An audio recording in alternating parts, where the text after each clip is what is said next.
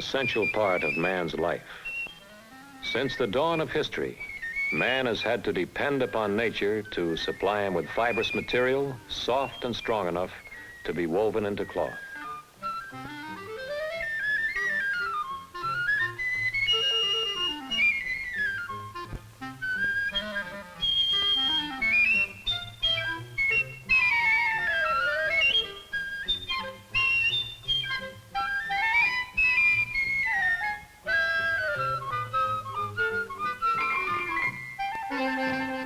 Today, the technical and scientific advances of our age have opened new frontiers.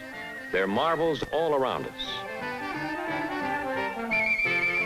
The mysterious vapor flow of the jet stream, in the massive power of atomic energy, in the superhuman control of communications. Where we look, scientific man is on the march. Nowhere is the impact of these achievements more vital than in the realm of fibers. Through chemistry, man has at last freed himself from his dependence upon nature.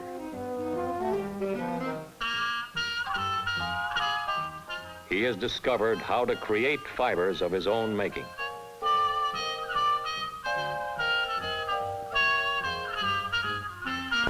New fibers given new names, like acrylan and nylon.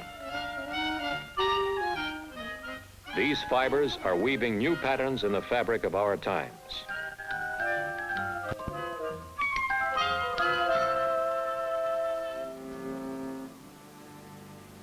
Man-made fibers are the heirs of 4 civilizations.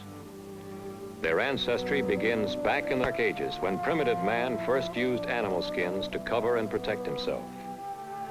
As his needs changed, he discovered in nature fibrous material that could be spun into yarn and woven into textiles. After centuries of trial and error, it was found that 4 fibers surpassed all others. From the plant world came flax and cotton. From the animal world, silk and wool, each a product of a distinct civilization. Flax, the oldest source of textile fiber, became the servant of man in Egypt. Pictures painted on the walls of Egyptian tombs more than 5,000 years ago give us a complete record of flax culture in the world's first civilization. We know how the Egyptians planted flax, harvested it, sorted and bundled it, spun the fibers into threads of yarn, and finally wove the threads into cloth.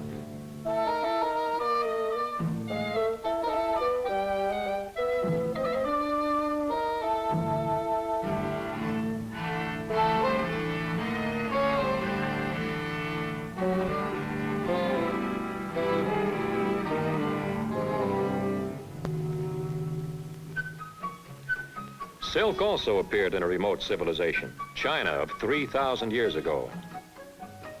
An ancient Chinese legend says Shi Ling Shi, the lovely empress, was worried about a blight. Tiny worms were devouring the leaves, then creeping from leaf to stem to spin pale cocoons.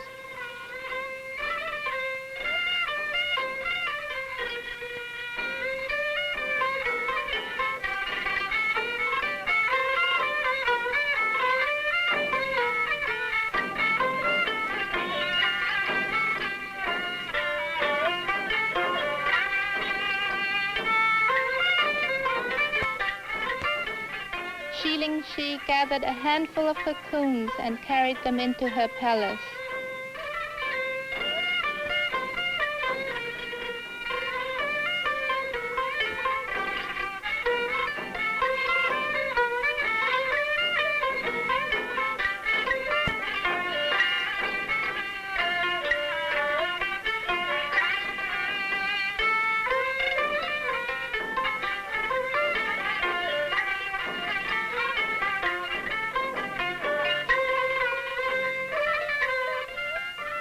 by accident, she dropped one into her silver basin, which had just been filled with hot water.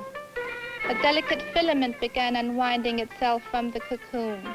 Xiling Shi had discovered silk. It is said she also invented the silk reel, which joined the delicate filaments into a thread thick enough for weaving. From this simple discovery, China developed one of her greatest sources of wealth. The origin of wool is mostly conjecture, but artifacts preserved from the Babylon-Assyrian empires and clay tablets tell us that wool was already being twisted together into thread and woven into cloth more than 2,000 years ago. Camel caravans were regularly carrying bolts of woolen cloth to Egypt in exchange for linens and other products. When the Persian armies swept down from the mountains and conquered Babylon, the weaving of woolen cloth was taken over by the invaders. Centuries later, the Mediterranean became a Roman sea. When the Romans conquered England, wool was introduced into the British Isles. Ever since, wool has been tightly bound up with English life and history.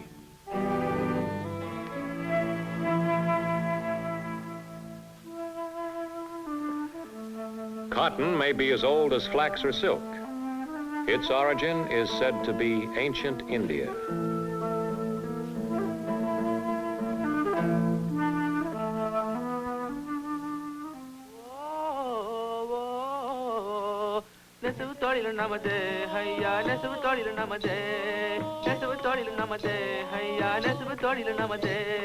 Pinnum salai pinnuvo, pinnum salai pinnuvo, pinnum salai pinnuvo, pinnum salai pinnuvo, pinnum salai pinnuvo.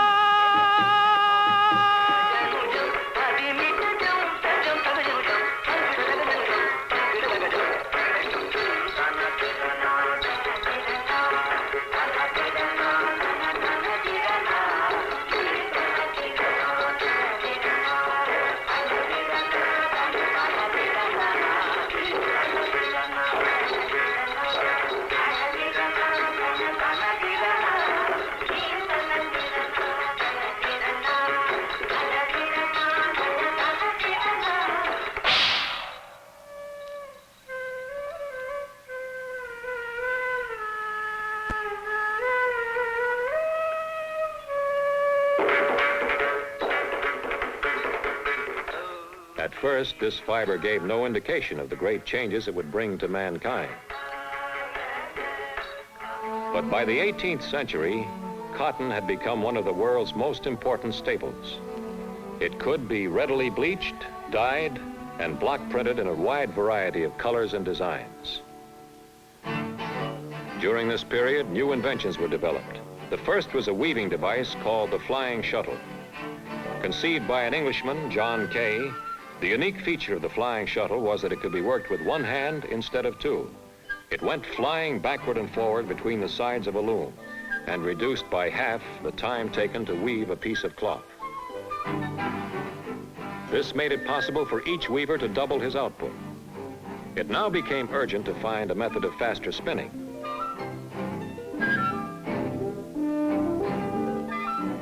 James Hargreaves, another Englishman, found the solution by inventing a spinning device which he called the spinning jenny. It could spin 8 threads at one time and made the spinning wheel obsolete.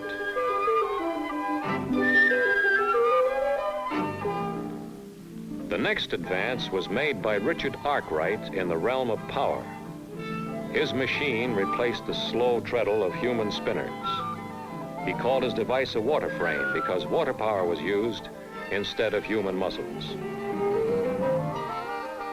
Too large for home use, where all spinning was still done, it had to be put into a special building beside a stream and was called a spinning mill.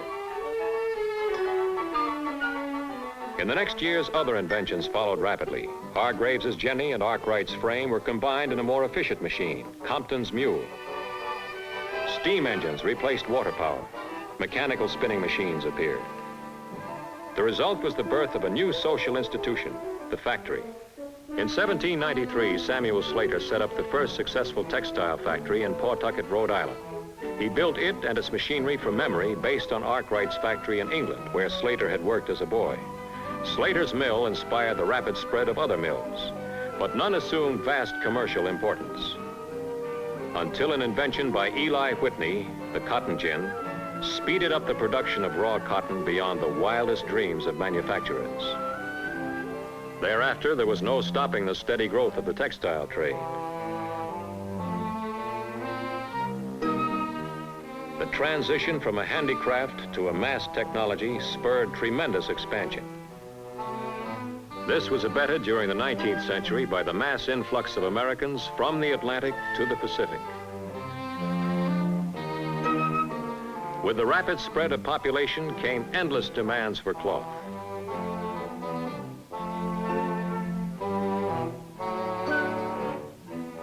New kinds of stores sprang up to supply the nation with ready-to-wear clothing.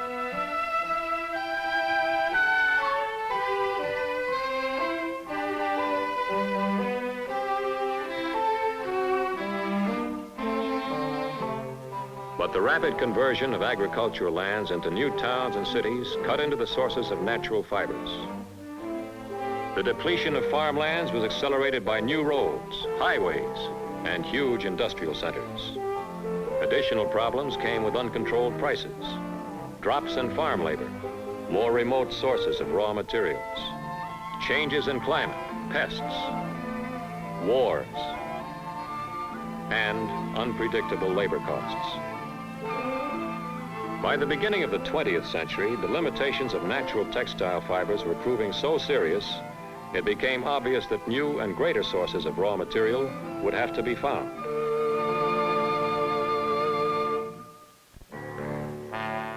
Industry called upon modern science to provide an answer. The chemist and the engineer took up the challenge.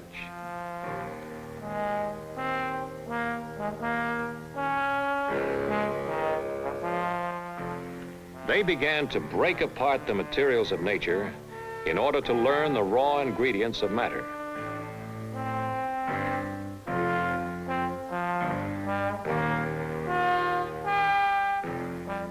They proceeded to the physics of fibers.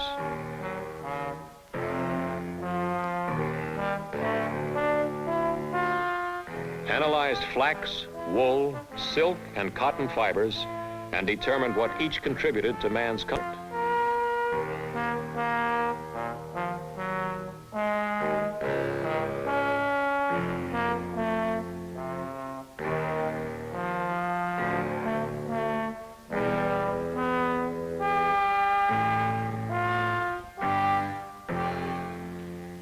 With the knowledge gained of fibers' physical properties, they began to experiment with the Earth's natural resources.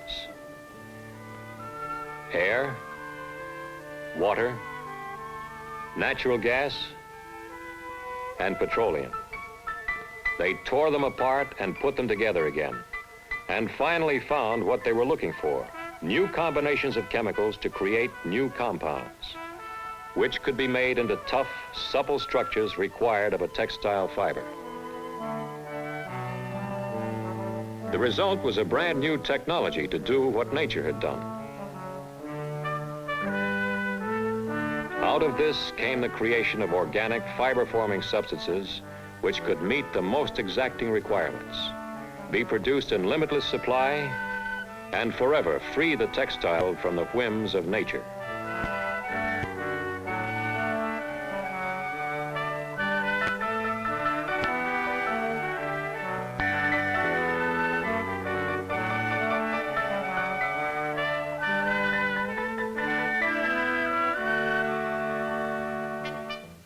Once the magic formula was released, a variety of man-made fibers appeared.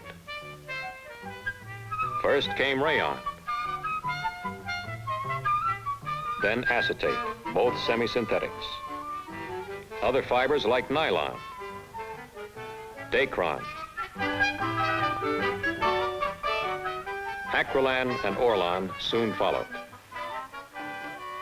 Wholly man-made, acrylan and nylon are the new scientific contributions of today's civilization. Chemstrand's acrylic fiber, acrylan, has been tailored to fit a specific need. It contains properties that neither nylon nor other man-made fibers have. It can be used alone or blended with other fibers, natural or man-made. Tests have proven that it can be dyed in a broad range of colors. Because of its stability, it is well suited to all types of processing.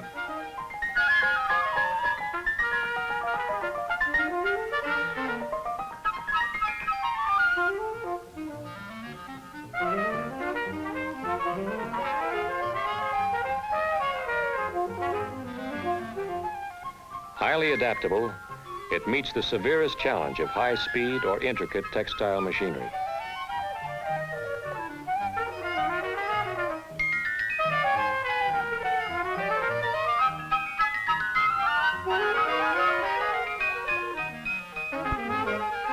A truly versatile fiber, it contributes unique qualities to fabrics that set new standards for strength, durability, and luxury. The making of acrylic fiber begins with raw material shipped in from great chemical plants in Texas City. At the manufacturing plant, the chemicals are unloaded.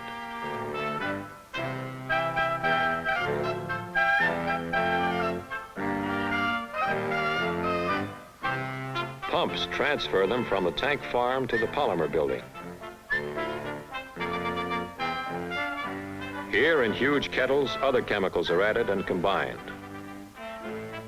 Next, heat and pressure convert the chemicals to a white polymer. This is then moved to a whirling centrifuge and dried. Special liquid solvents are added.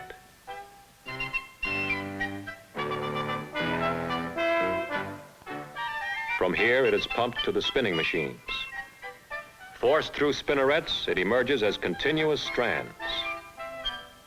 Then it is heated, washed, dried, and stretched to become acrylic fiber.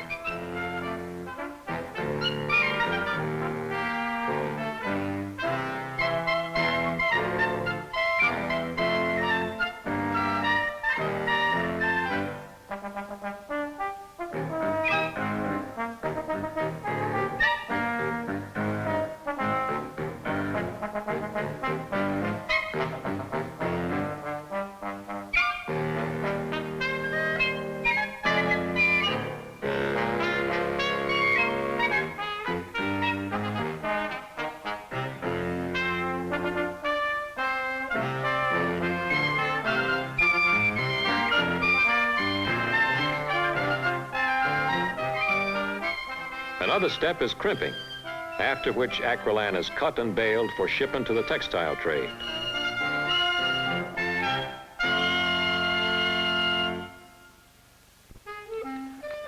Unique in many ways, acrylan and nylon have had a revolutionary impact on American life.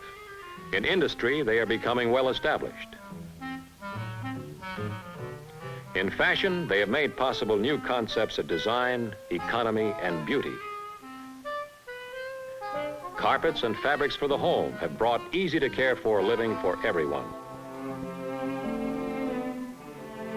Tomorrow's homes offer new challenges for chemical fibers.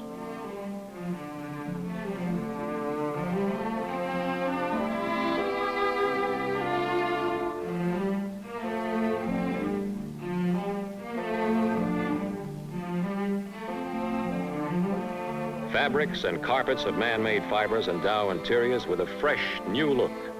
Individual taste can express itself through a wide range of color, design, and texture, from the boldest contrasts to the most subtle delicacies.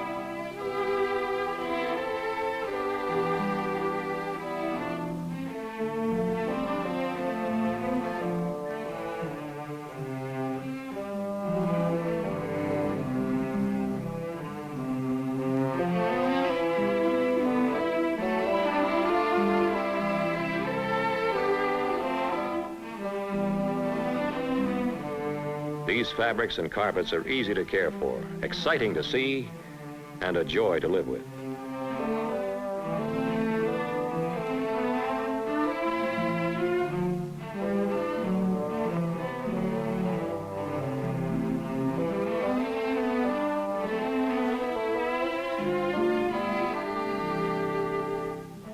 Just as vital are the contributions of these fibers to industry. From an empty space to a huge inflated warehouse in 1 hour, a feat wrought by the magic of nylon and compressed air. No less important are their daily uses.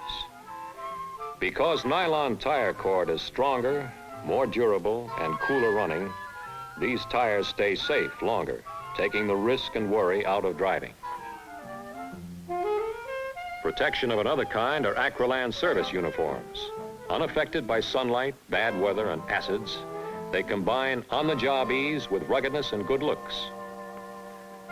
Whatever people do or wherever they go, man-made fibers are contributing to everyday living.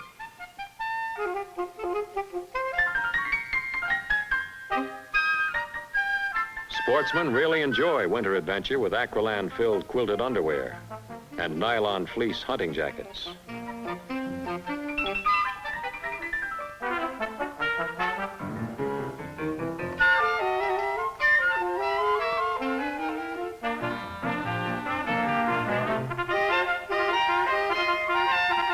For summer fun, nylon wading pools bring the seaside into the backyard.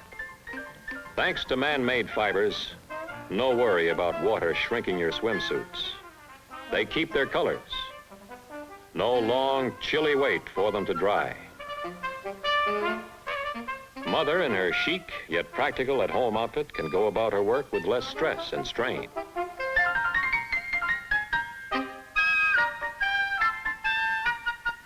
Babies can enjoy warmth without weight in a fleece sleeping sack.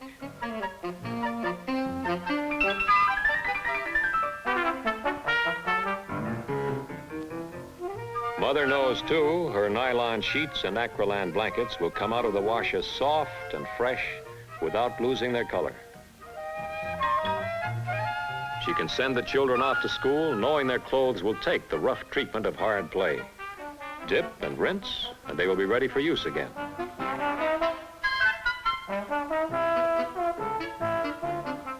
Ready, too, for all her costumes are the soft tinted colors of gossamer sheer nylons.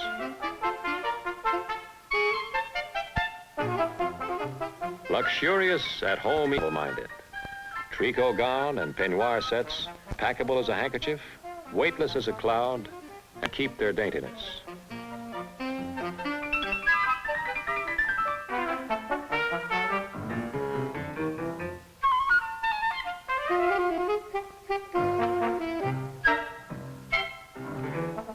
For the busy career girl, last-minute dates are no problem. Her social life can be extended without a change of clothes.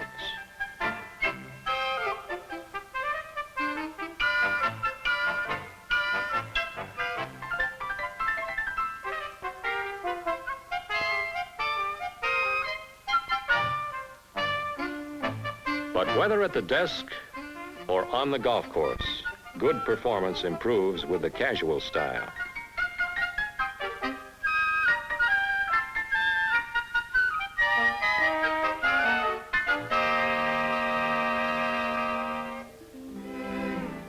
For romantic moods, all the beauty of happy moments can be captured in glowing design, exquisite color, and flowing grace.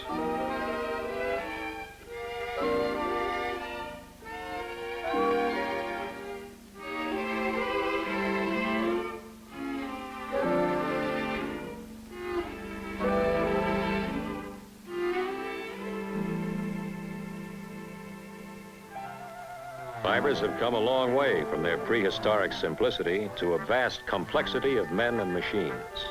Today, hundreds of manufacturers' plants throughout the nation are producing fabrics from these fibers.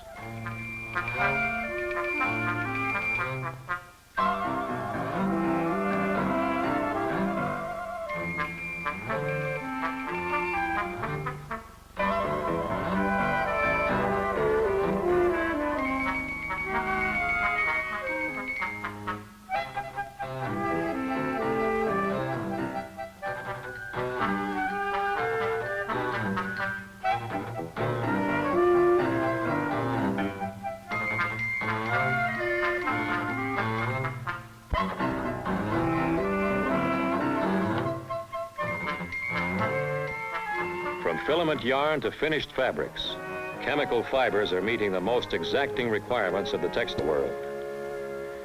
Man-made fibers need gigantic technological resources for their creation. Outlays of millions of dollars for plants and buildings are required. Another major item is the intricate array of processes with tons of chemicals. To keep pace with progress calls for the most modern research centers, scientists, engineers, and workers with a great variety of skills and training. Together, these forces attest to the social importance of a vast industry whose development of polyamides, polyesters, acrylics, and other chemical fibers yet to be discovered will play even a more significant role in shaping tomorrow's civilization.